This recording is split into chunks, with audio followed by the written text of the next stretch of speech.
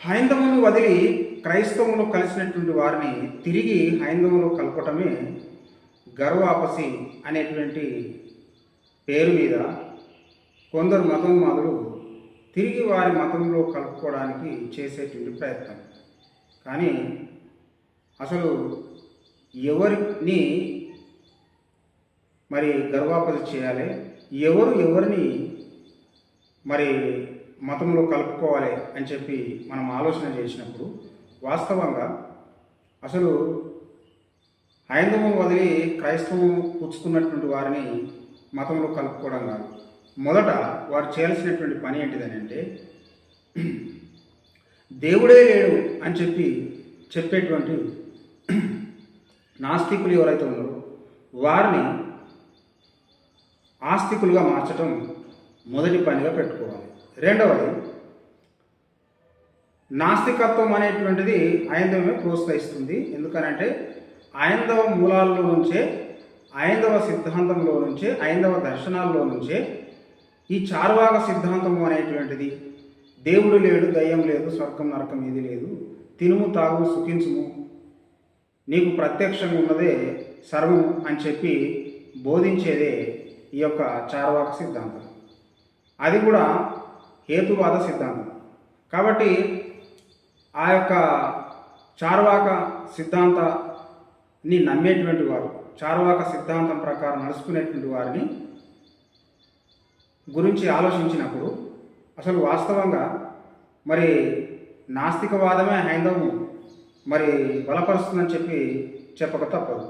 అలాంటప్పుడు ఒక క్రైస్తవం ఉన్నది.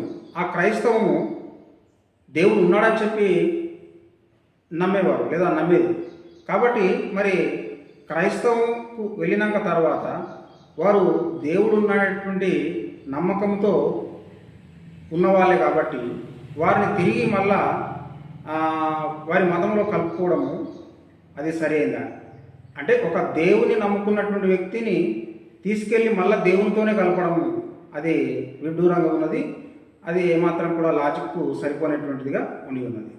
ఎందుకనంటే నాస్తికులైనటువంటి వారిని ఆస్తికులుగా మార్చడం పని పెట్టుకోవాలి. బౌద్ధ సిద్ధాంతం కూడా అంతే. బౌద్ధ సిద్ధాంతం కూడా దేవుడు లేడని చెప్పేటువంటిది. మరి బౌద్ధ సిద్ధాంతం దేవుడు లేడని చెప్పేటువంటి ఆ సిద్ధాంతం పట్టుకొని బుద్ధుడు మావాడే, బుద్ధుడు విష్ణు అవతారం అని చెప్పి ఎలా చెప్పగలరు?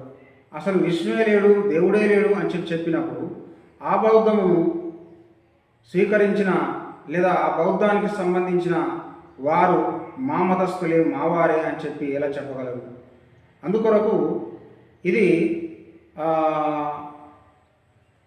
స్వయం ఖండన అయిపోతుంది. వారి యొక్క సిద్ధాంతాలు నమ్ముకునేటువంటి విధానం ఏదైతే ఉన్నదో అది స్వయం ఖండన అవుతుంది.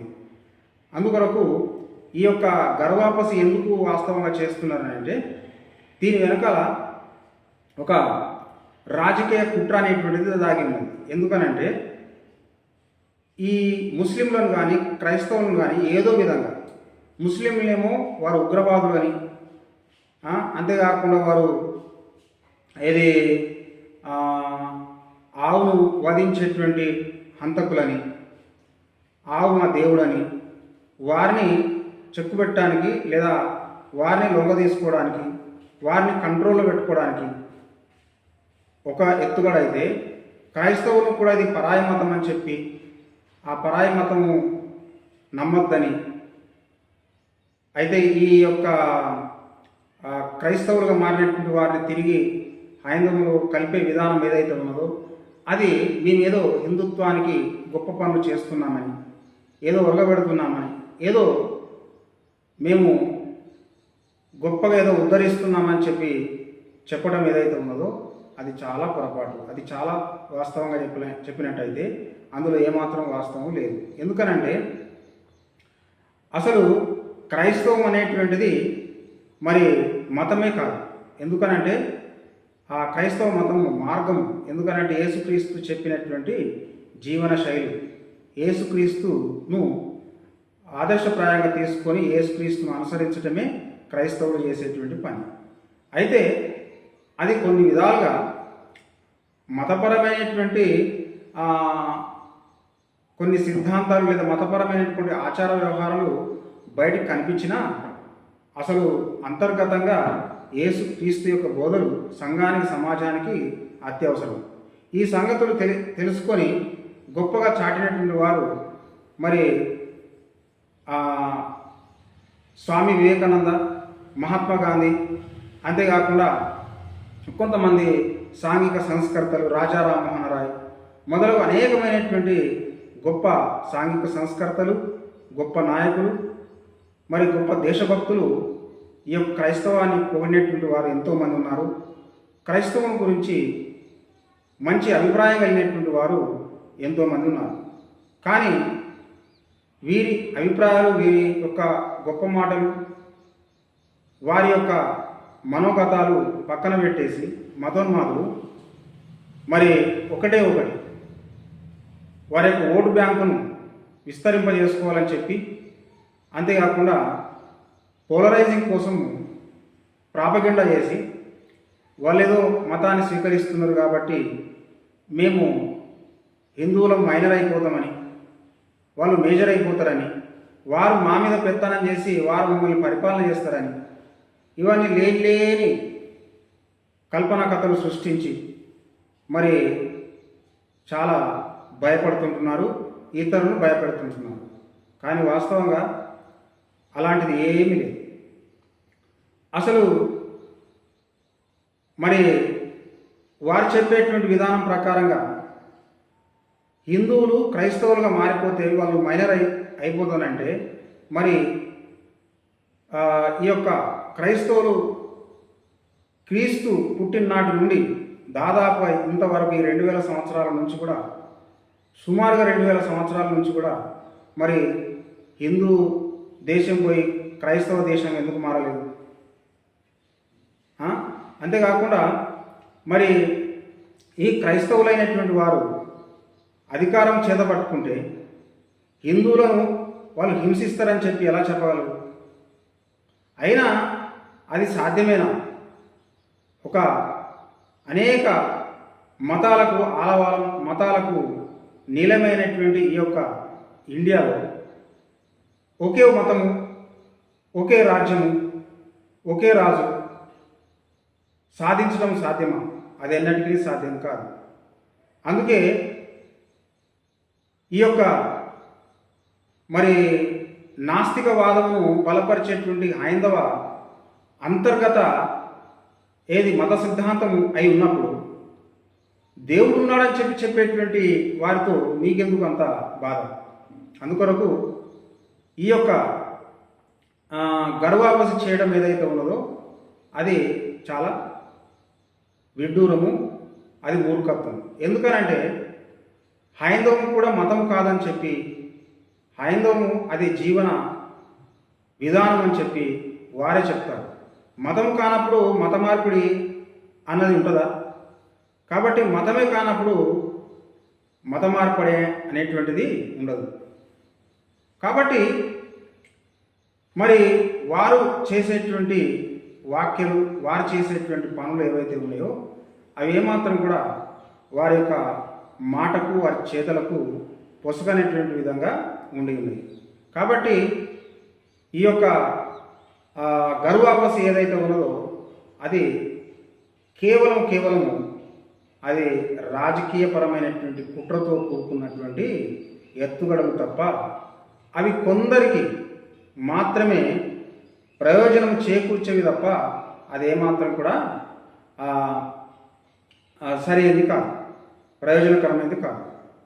అసలు పరమత సహనమే హైందవం బోధిస్తుంది. హైందవ మూలాల్లోకి వెళ్ళి, హైందవ విధానంలోకి వెళ్ళి మనం ఆలోచన చేసినప్పుడు పరమతను ప్రోత్సహిస్తుంది.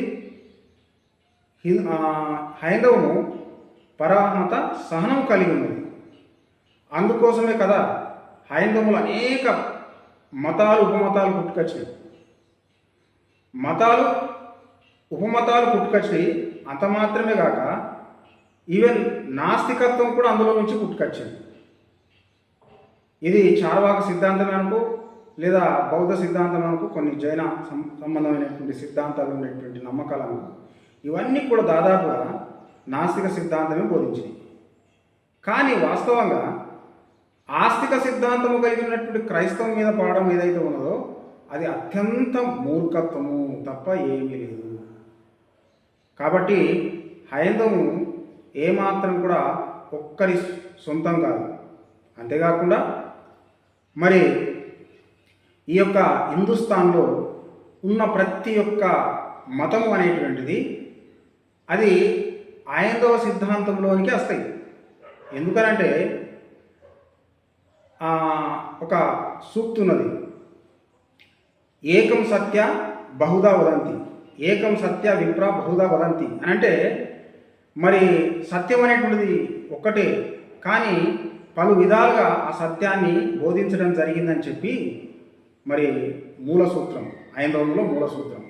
కాబట్టి ఇది గ్రహించాలి.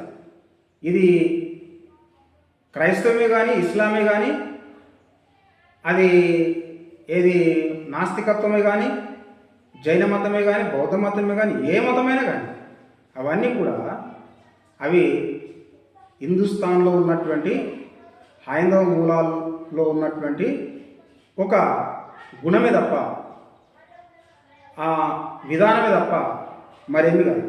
కాబట్టి అన్నిటినీ కలుపుకునేదే, అన్ని విధానాలు కలిగి ఉన్నదే హైందవ మతం, అన్ని విశ్వాసాలు కలిగి ఉన్నదే హైందవ మతం.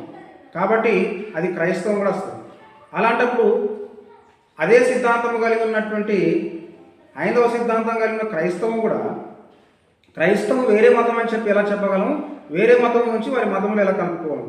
అసలు మతమే కాదని చెప్పి హైందవం మతం మొర్రో అని చెప్పి మొత్తుకుంటే మరలా మత మార్పిడి అని చెప్పి ఎలా చెప్పగలం? ఇదంతా కూడా మరి వాళ్ళ సొంత వాక్యాలు, సొంత విధానాలే ఖండించుకున్నట్టున్నది.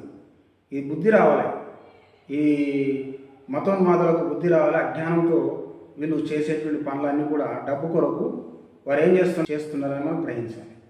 ఇంతటితో ఈ మాటలు నేను ముగిస్తున్నాను. దేవుడు దీవించును గాక.